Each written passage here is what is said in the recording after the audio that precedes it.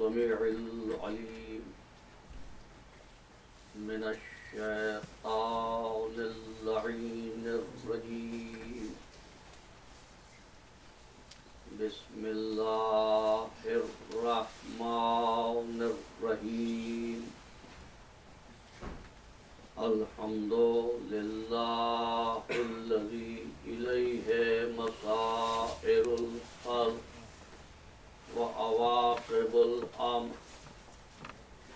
نحمده على عظيم إحسانه ونير برهانه ونوام فضله وامتنانه.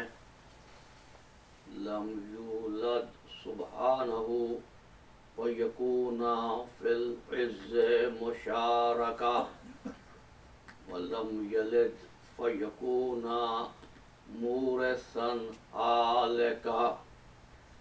لم يتقدمه وقت ولا زمان، ولم يتعاوره زيادة ولا نقصان.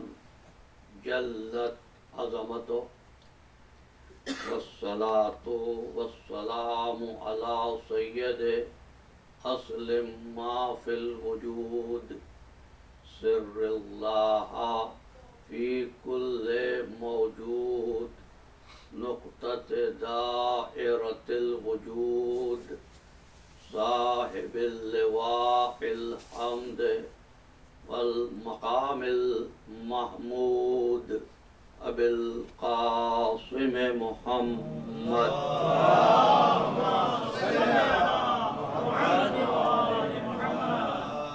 وأهل بيته الطيبين الطاهرين المعصومين المظلومين، الذين أذهب الله عنهم الرجس وطهرهم تطهيرا. اللهم صل على محمد وآل محمد. نعرہ حیدری محمد وآل محمد صلوات. اللهم صل على محمد وآل محمد. أما بعد فقد قال الله تبارك وتعالى في محكم كتابه المبين وهو أصدق الصادقين. بسم الله الرحمن الرحيم.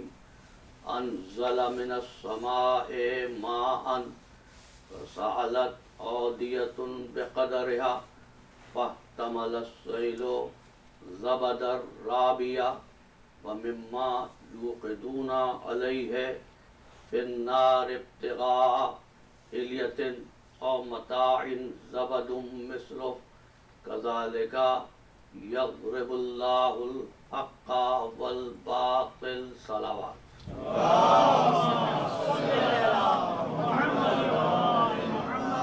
محمد وآل محمد بلندتر صلوات.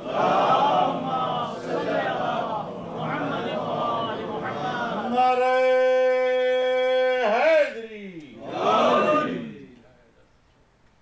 بالآخر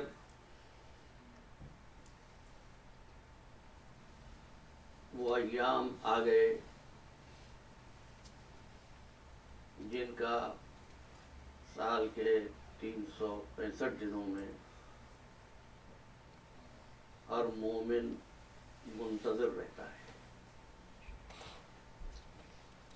اور ان ایام میں ہماری خواہش ہوتی ہے کہ کہیں مجلس ہو اور ہم گریہ کریں، کوئی مصائب پڑھے اور ہم اشکوں کی نظر خاتون جنت کی بارگاہ میں پیش کریں، نوحہ پڑھا جائے اور ماتم کیا جائے. ہم منتظر رہتے ہیں کہ مظلوم کا تذکرہ ہو اور ہم آنسوؤں کی شکل میں خراج عقیدت اور خراج تحسین پیش کریں. لیکن وہ بیوی جو اس مجلس میں آتی ہے وہ کسی چیز کا انتظار نہیں کرتی گریے کے لیے، رسولی کے تنور پہ ماتم کرتی ہے، کبھی قتل گاہ حسین پر ماتم کرتی ہے، کبھی دربار شام میں ماتم کرتی ہے، کبھی زندان شام میں بیان کرتی ہے۔ ہمارا پرسہ اسی بیوی کے لیے ہے جس نے یہ خبر ملنے پر اپنے بابا سے کہ بیٹی ایک دن تیرا حسین 3 دن کا بھوکا پیاسا کربلا کے میدان میں ذبح کر دیا جائے گا، تو تڑپ کے پوچھا بابا کیا اس وقت آپ ہوں گے؟ فرمایا نہیں۔ بابا کیا ابو الحسن ہوں گے؟ فرمایا نہیں۔ عرض کیا میں رہوں گی؟ فرمایا نہیں۔ حسن مجتبیٰ ہوں گے؟ فرمایا نہیں۔ تو ایک مرتبہ تڑپ کے پوچھا بابا پھر میرے چاند کی صفِ عزا کون بچھائے گا؟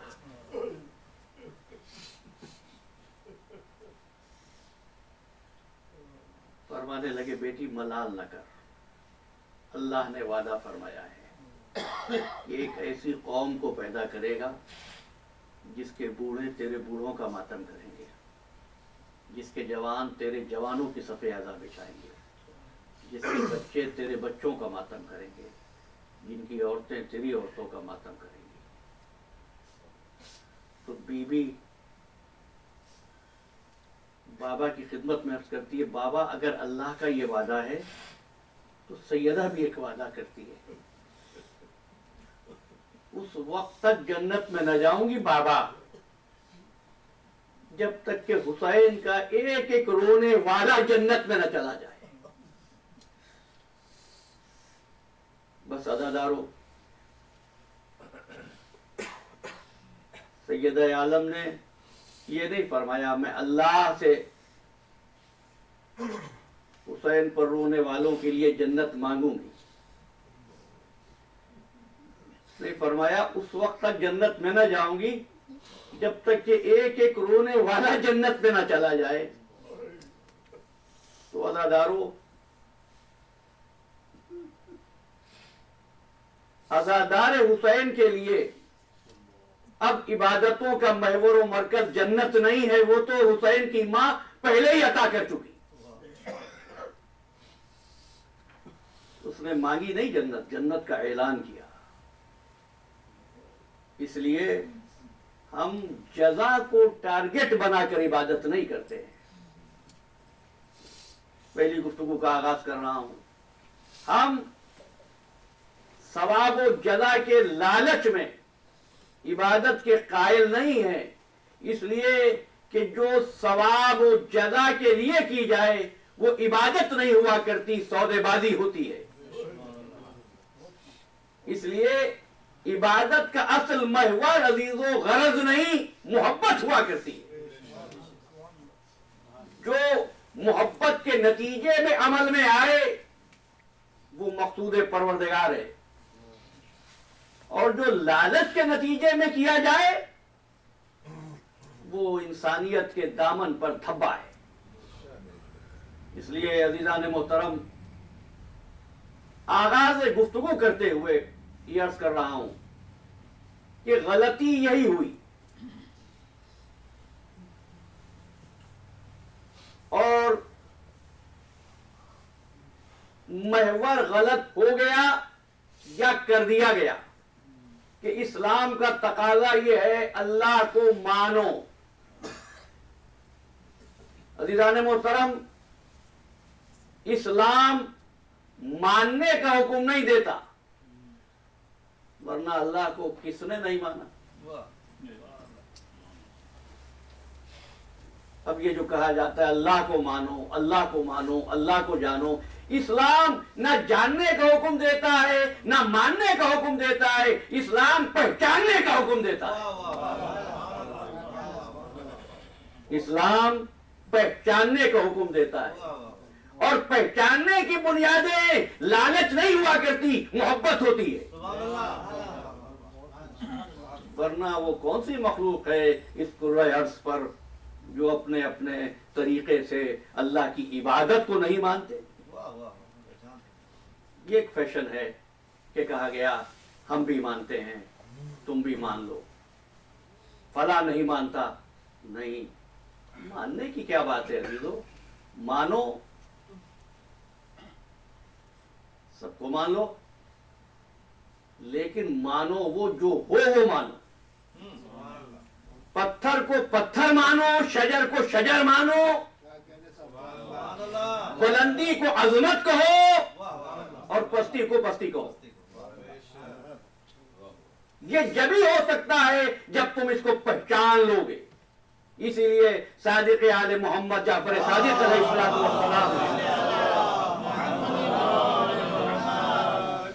ارشاد فرمایا کہ قرآن مجید میں جہاں جہاں لفظ عبادت ہے وہاں اس سے مراد معرفت معبود ہے۔ اس لیے جب تک معرفت نہ ہو یہ کیسے طے ہوگا عبادت قابل قبول ہے یا نہیں؟ اپنے اپنے طریقے پر تو سب عبادت کرتے ہیں نا۔ آج کی گفتگو تمیدی ہے، ہم تفصیلات میں جائیں گے۔ تو اسلام حکم دیتا ہے پہچانو، اللہ کو پہچانو، رسول کو پہچانو، امام کو پہچانو۔ اچھا، اگر اللہ کو نہ پہچانا تو ہوگا کیا؟ فرض کرو اگر اللہ کو نہ پہچانا تو عبادتوں کے ظواہر رہ جائیں گے، روح مفقود ہو جائے گی۔ پھر ہوگا تو یہی نا کہ مسجدوں میں مجمع تو بہت ہوگا۔ اب میں نہیں کہتا، مولائے کائنات کا ارشاد ہے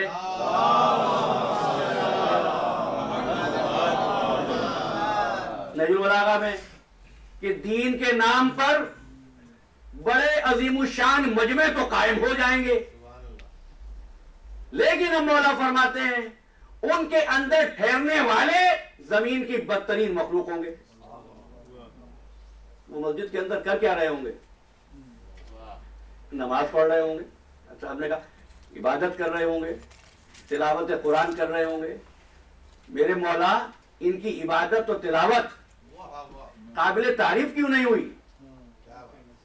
کہا پہچان کر نہیں کر رہے، مانگنے کے لیے کر رہے۔ تو اللہ کو پہچانو، نہ پہچانو گے تو عبادت کا جسم رہ جائے گا، روح مر جائے گی، ٹھیک ہے نا۔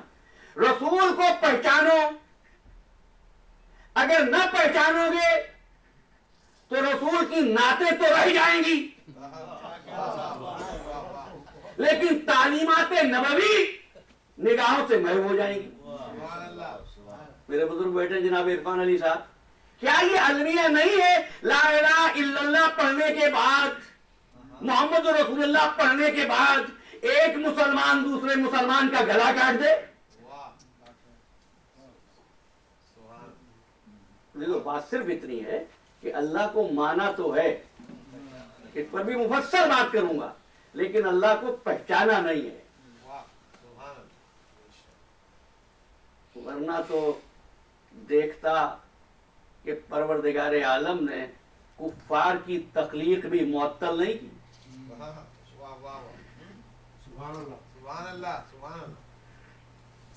دنیا میں نافرمانیاں زیادہ ہیں، اطاعت زیادہ ہے۔ چلیں ایک جملہ آج کی تمیزی صحبت میں آپ سے عرض کر دوں۔ جس دن نافرمانی کا وزن بڑھ جائے گا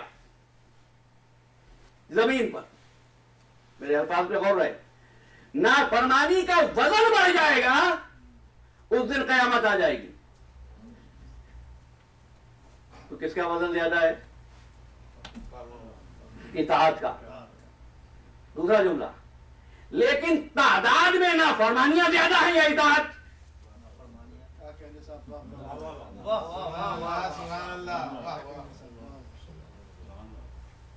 نافرمانیاں زیادہ ہے نا۔ تو پروردگار جب نافرمانوں میں اضافہ ہوتا ہے تو تخلیق کے عمل کو روک دے؟ کیا بات ہے، واہ سبحان واہ اللہ کہا اس لیے تخلیق کے عمل کو روکتا نہیں کہ میرے نام کی مالا جپنے والا غور تو کرے، جب میں جینے کا حق دے رہا ہوں تم چھیننے والے کون ہو؟ اور محمد و آل محمد صلوات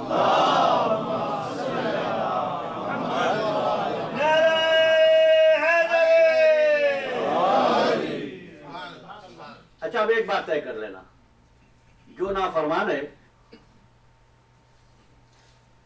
تو مسلمان نا، میں کلمہ پڑھ رہا ہے تو مسلمان ہے، جس نے رسالت کی معرفت حاصل نہیں کی مسلمان تو ہے۔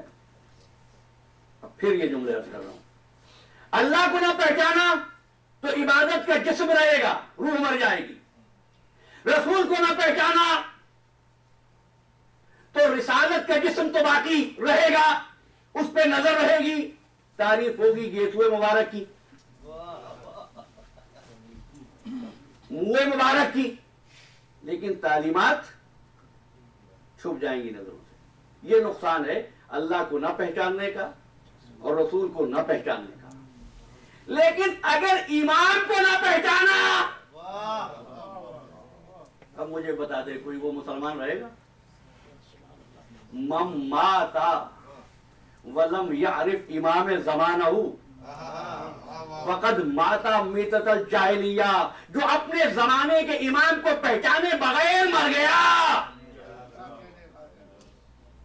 آپ نے دیکھا اللہ کی نافرمانی کے بعد مسلمان رہا، رسول کو نہ پہچان کر بھی مسلمان رہا، امام کو نہ پہچانا۔ بس عزیزو اس لیے عرض کر رہا ہوں، سوچنے کے لیے اس پہلی گفتگو میں کچھ بنیاد قائم ہو جائے ہماری آئندہ گفتگو کی۔ خطبہ جمعہ میں اللہ کا نام بھی آیا،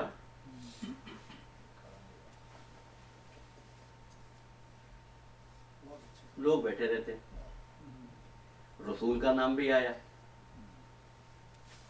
بیٹھے رہتے ہیں، لیکن جیسے زمانے کے امام کا نام آتا ہے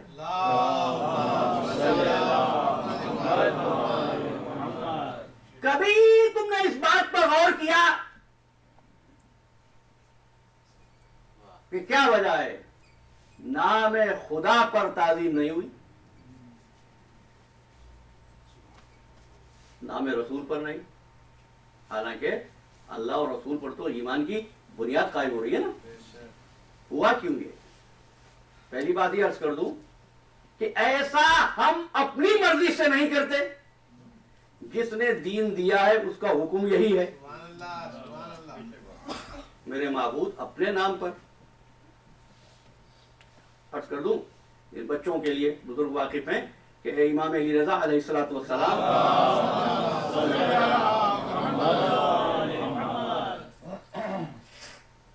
جس وقت ایران تشریف لائے ایک محفل میں بیٹھے تھے، کسی نے سوال پوچھتے ہوئے آخری امام کا نام لیا،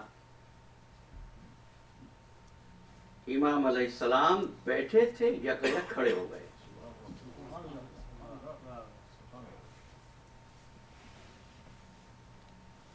پوچھنے والے نے پوچھا آپ باپ ہیں، آنے والا بیٹا ہوگا،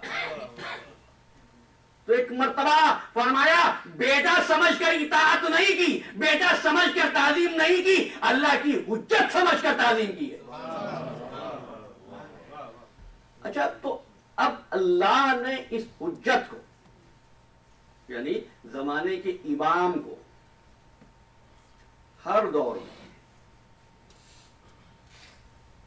اس کی معرفت کو ایمان کی شرط اولی کیوں قرار دیا؟ شرط اولی کیوں قرار دیا؟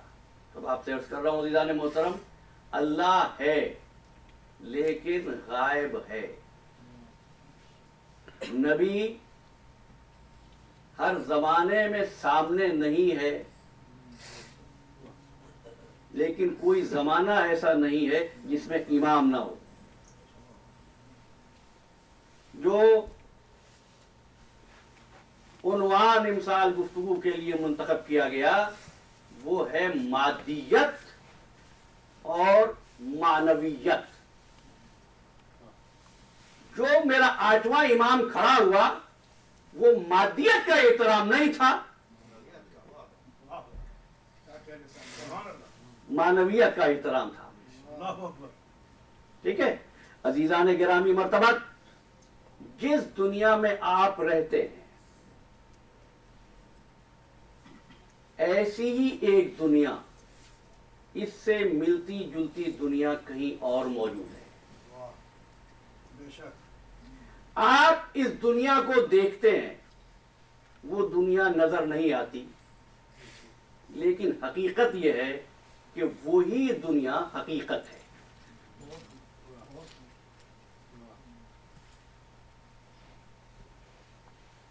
ایک اور دلیل لے لیجیے. دیکھیں نا, اللہ نے زندگی دی, نعمت ہے. اللہ نے زندگی کی ہر ضرورت کو آپ سے پہلے خلق کیا, نعمت ہے. پھر یہ کیوں کہا کہ اگر ہمارے ہو تو ہم سے ملاقات کے لیے موت سے نہ گھبرانا. یعنی اس زندگی کو اس نے حقیقی زندگی قرار نہیں دیا. اس زندگی کو جو تم کو نظر نہیں آ رہی ہے وہ حقیقی زندگی ہے. ظاہری دنیا مادہ ہے, معنوی دنیا حقیقت ہے. پھر کہوں مادی دنیا ظاہر ہے, معنوی دنیا غائب ہے. تخلیق کا مقصود مادیت نہیں معنویت ہے. اس لیے عزیزوں عرض کر رہا ہوں, اس نے اہتمام یہ کیا, تخلیق کائنات کے سفر کو غائب پہ شروع کیا اور غائب پہ ختم کرے گا.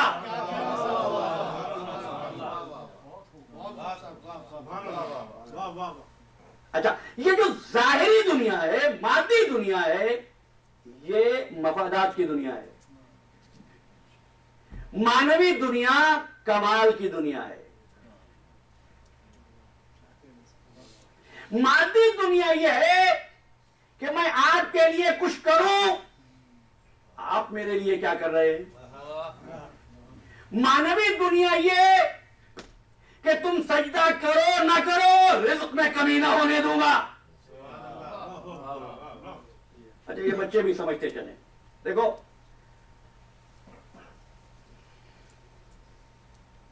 نیند کی حالت میں,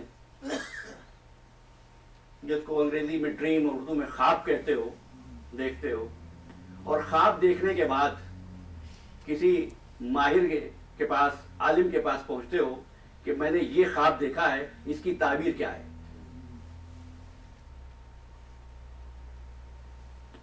یہ جو خواب سوتے ہوئے دیکھتے ہو, آنکھوں سے دیکھتے ہو نا, لیکن آنکھیں جس وقت خواب دیکھتے ہو تو بند ہوتی ہیں. دیکھ کس چیز سے رہے ہو.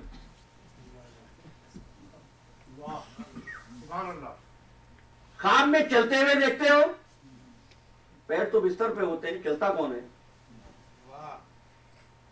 بس عزیزوں, وہ آنکھیں جو بند ہیں بستر پر وہ مادی آنکھ ہے, جن سے دیکھ رہے ہو وہ معنوی آنکھ ہے. اچھا, اب دیکھ لیا خواب, اب پہنچے اس کی تعبیر کے لیے. یہ تعبیر کیا ہے؟ اگر مجھ سے پوچھو تعبیر خواب کی بہترین ڈیفینیشن یہ ہے, مادی دنیا کو معنوی دنیا سے ملانے کا عمل. مادیت کو معنویت سے ملانے کے عمل کو خواب کہتے ہیں. دیکھیے, اگر آج کی یہ گفتگو میں آپ تک پہنچا سکا تو آئندہ تمام منزلیں آسان ہو جائیں گی. اب خواب دیکھا, خواب یہ دیکھا کہ مکان کی بنیاد میں آگ ہے.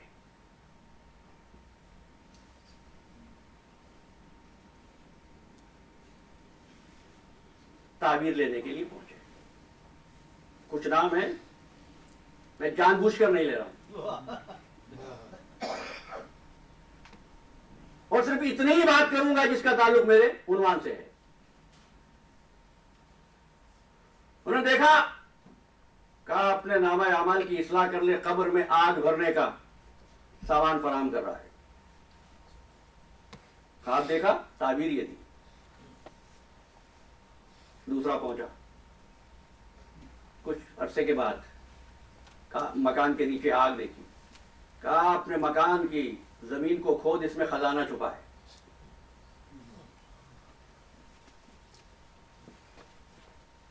اب عام آدمی، اس نے کہا قبلہ یہ کیا؟ اس نے خواب دیکھا. تم نے کہا کہ عذاب کی تیاری ہے، اس نے خواب دیکھا، تم نے کہا دولت ہے. کہا اس نے جو خواب دیکھا تھا وہ گرمی کے موسم میں تھا، اس نے جو خواب دیکھا یہ سردی کے زمانے میں ہے. ٹھیک ہے. ایک نے خواب دیکھا اذان کہہ رہا ہوں، کہا اصلاح کر، ہوشیار ہو جا، چوری میں پکڑا جائے گا. دوسرے نے بھی خواب میں دیکھا اذان دے رہا ہوں.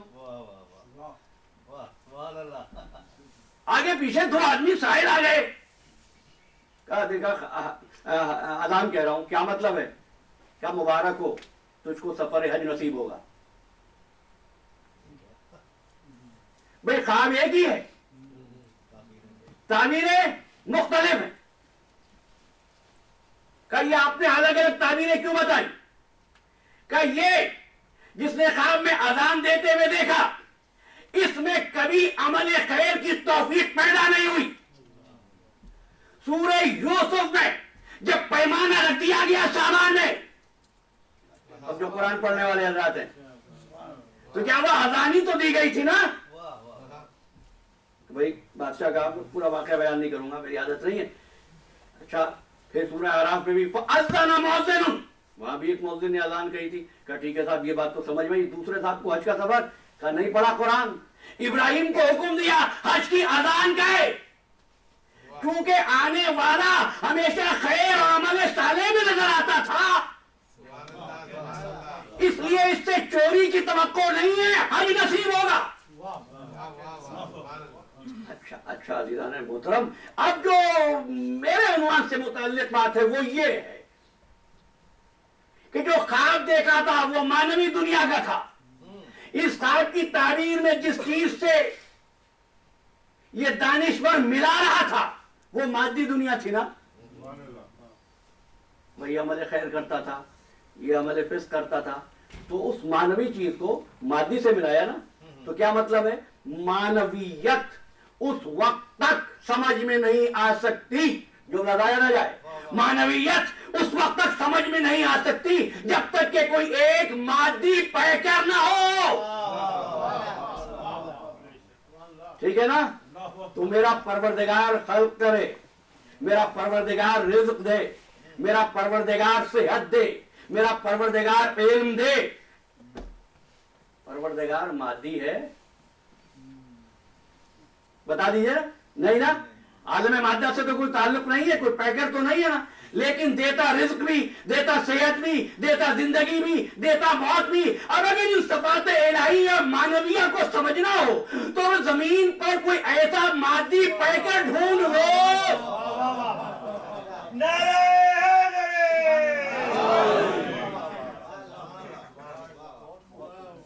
وہ ایک ایسا مادی پیکر ڈھونڈو خدا کے کام اس میں نظر آئیں اور خدا کی معرفت سامنے آتی جائے. ٹھیک ہے، اسی لیے اس نے اپنی نشانیوں کو چھپایا. سنورihim آیاتنا فی الآفاق وفی انفسہم. خیر آگے چلتے ہیں. دیکھو تو مادیت ظاہر، معنویت غائب. مادیت مفادات کی اسیر، معنویت کمال کی جستجو میں.